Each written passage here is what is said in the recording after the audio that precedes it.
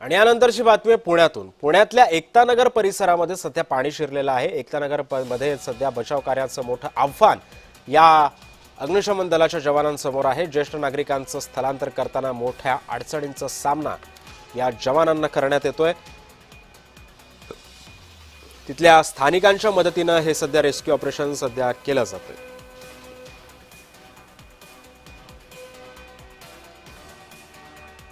आणि या संदर्भामधल्या माहितीसाठी आपण आता जाऊयात रोहन कदमकडे। रोहन, सध्या तू एकतानगर मध्ये आहे, सध्या तिथली काय परिस्थिती आहे आणि आता तिथल्या आणखी किती नागरिकांचं रेस्क्यू ऑपरेशन बाकी आहे?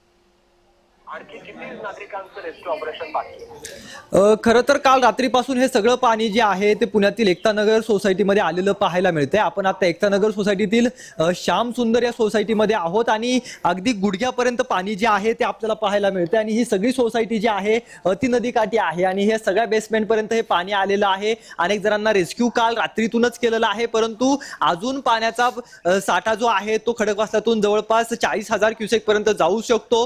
35,000 क्युसेकने जे आहे ते पाणी सोडलं जातं। 39,000 क्युसेकने आता 10 वाजता पाणी जे आहे ते सोडलं जाणार आहे। त्यामुळे या ठिकाणी येऊन, या घरांमध्ये येऊन आपलं जे काही राहिलेलं साहित्य आहे ते घेऊन जाण्यासाठी नागरिक जे आहेत ते सध्या आलेले पाहायला मिळत आहेत। कारण का या सगळ्यांचं सामान या ठिकाणी आहे, गरजेच्या वस्तू या ठिकाणी आहेत आणि हे सगळं घेऊन जाणं यांच्यासाठी महत्त्वाचं आहे। कारण का यांची व्यवस्था जी आहे ती दुसरीकडे करण्यात आलेली आहे।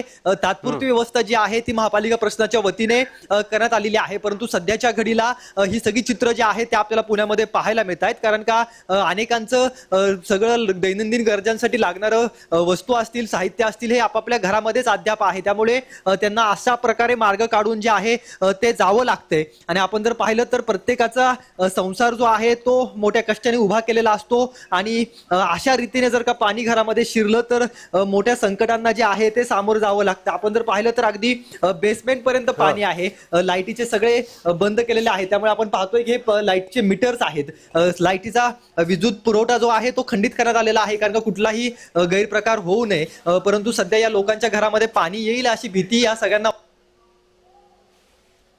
काय सांगाल, तुमच्या घरापर्यंत आता पाणी येतंय, महापालिकेने प्रशासनाने सोय केलेली आहे, व्यवस्था केलेली आहे, दुसरीकडे होऊन स्थलांतरित होणार आहे का तुम्ही? स्थलांतरित अजून झाले नाहीये। जे खालच्या ग्राउंड फ्लोअरला राहतात त्यांना आपण काल संध्याकाळीच स्थलांतरित केलेलं आहे। आता राहिला विषय फक्त वरती जे दुसऱ्या तिसऱ्या मधल्यावर राहणार आहे त्यांना फक्त थोडंसं लाईट पण नाही, पाणी पण नाहीये। आणि ऍक्च्युली एकतानगरी मधली ही सर्वात शेवटची आणि नदीच्या काठी असणारी बिल्डिंग आहे। आपण जर पाहिलं तर आता हे सगळेजण आले आहेत, तुम्ही काय व्यवस्था केली? कारण का जर का पाणी आलं घरामध्ये तर नुकसान होईल अशा प्रकारचं काही चित्र आहे का, की तुम्ही आधी सगळं आवरून ठेवलेलं आहे? अच्छा, आवरून ठेवलंय तुम्ही।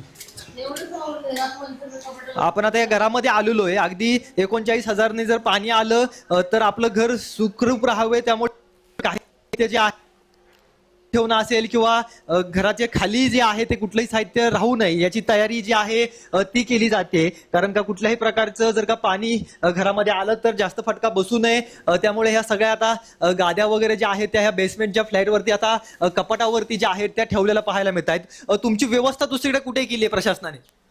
त्या हॉलमध्ये सांगितलं आम्हाला, सनसिटीच्या हॉलमध्ये। अच्छा, हो। तर मग तिथून तुम्ही आता इकडे कशासाठी आलात? कपडे घेण्यासाठी आले। कपडे घेण्यासाठी आलात। अच्छा, आता पाणी 39,000ने सोडणार आहेत थोड्या वेळाने, घरामध्ये पाणी येऊ शकतं? येऊ शकतं ना।